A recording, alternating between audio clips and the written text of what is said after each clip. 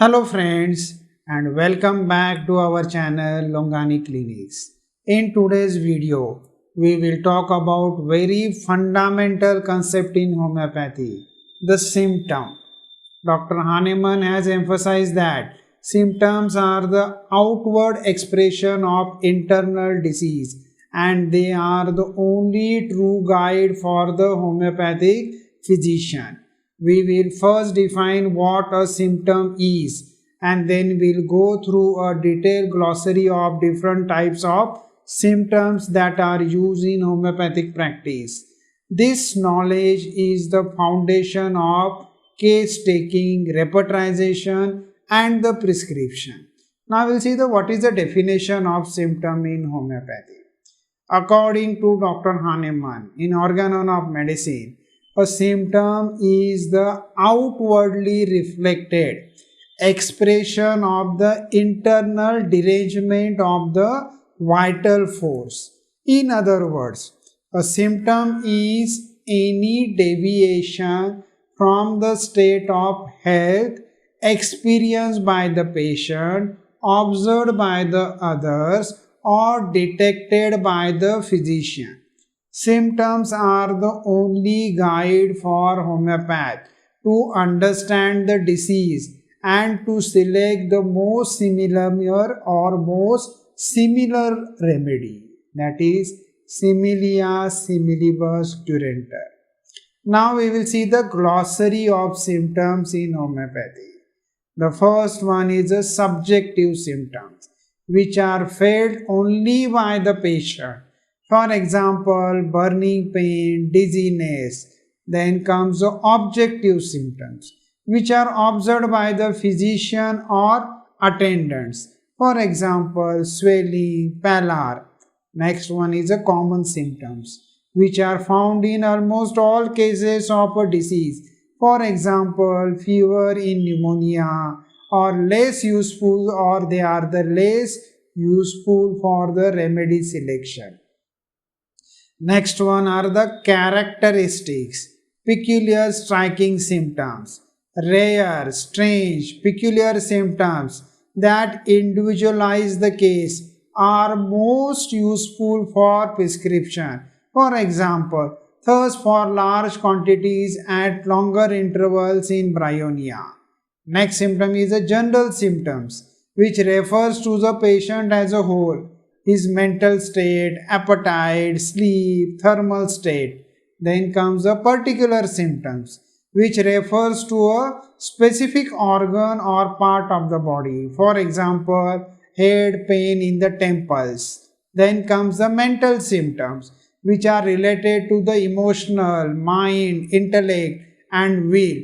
For example, fear, irritability, anxiety, highly valued in homeopathy. Then comes the concomitant symptoms, an accompanying symptom that exists alongside the chief complaint but is not directly connected. For example, nausea during the headache.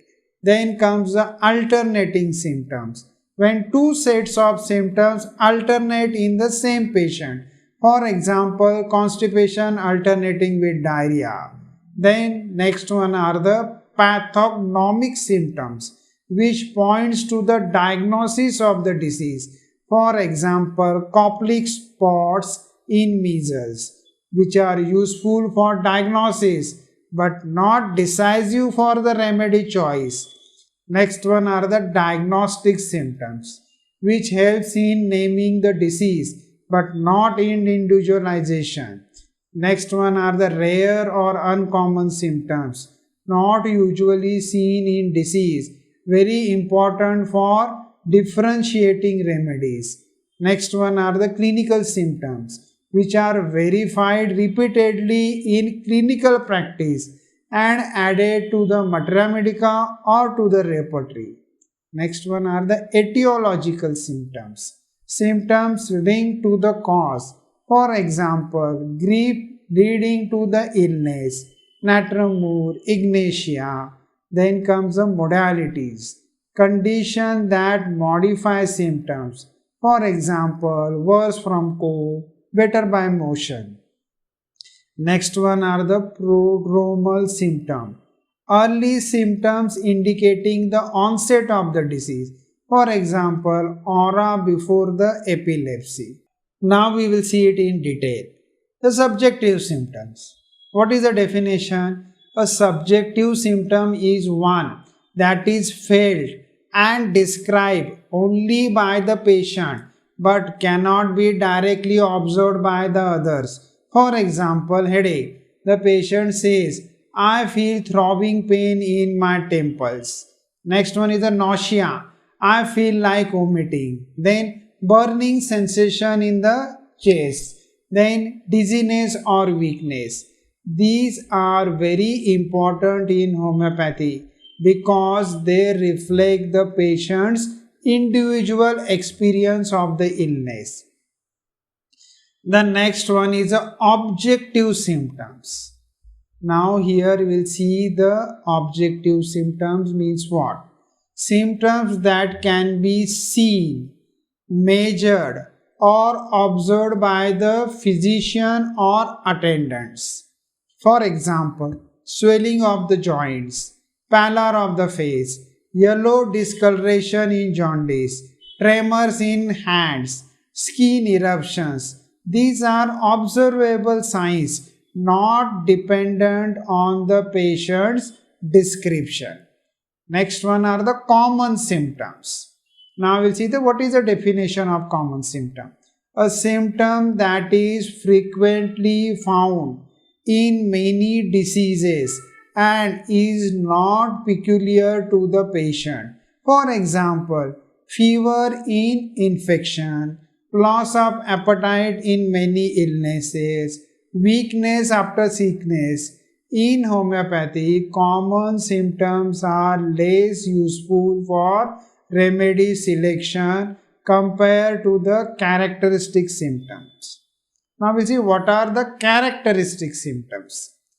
A rare, peculiar, striking or unusual symptom that helps to individualize the case. For example, thirst for large quantities at longer intervals, bryonia, burning pain better by heat, arsenic, most important for the remedy selection. Next one is a general symptoms, which refers to the patient as a whole, not just as one organ or as a part. For example, desire for open air, sensitivity to cold, disturbed sleep. Next one is a particular symptoms, which refers to specific part or organ of the body. For example, headache or head pain in the temples, stomach pain after eating. Next one is the mental symptoms. We'll see the definition. Symptoms related to mind, emotions or intellect. For example, anxiety before exam, irritability from trifles, depression from grief. Next one is a concomitant symptoms.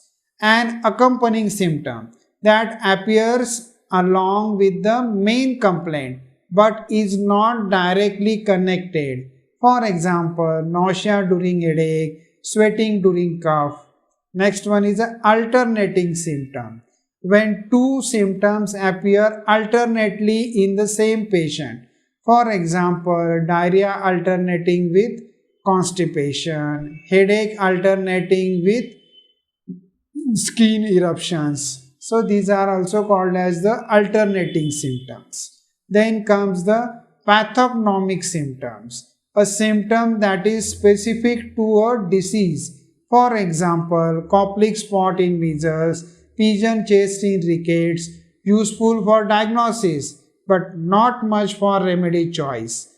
Then comes the diagnostic symptoms, which helps in identifying the disease. For example, blood in urine points to urinary tract disease. Then elevated or increased blood sugar related to the diabetes. Then comes the therapeutic symptoms, a symptom that helps in remedy selection. For example, restlessness with anxiety, arsenic is the medicine, thirstless during the fever, gelsemium.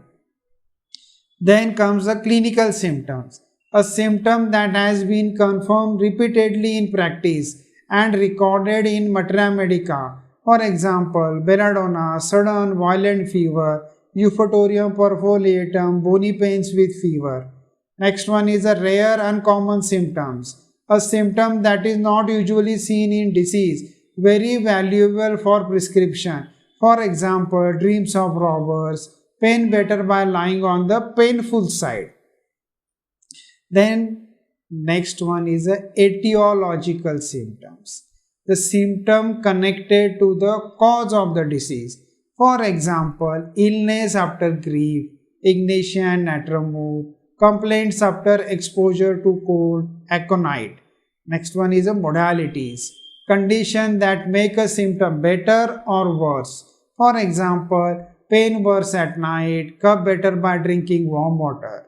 Next one is a prodromal symptoms, an early symptom that indicates the onset of the disease. For example, aura before epilepsy, sneezing before a cold. Now we will see the concluding part. To conclude, symptoms are the language of the vital force. They reflect the inner disturbance of the body and mind. In homeopathy, every symptom has its own significance, but the most valuable one are the characteristic, rare, peculiar, mental and general symptoms that helps us to individualize the case and find the most similar remedy. By understanding the glossary of symptoms, we become better equipped to interpret the patient's suffering and select the simillimum accurately. Thank you for watching. If you found this video useful, don't forget to like, share and subscribe for more content on homeopathy and its principle. Thank you.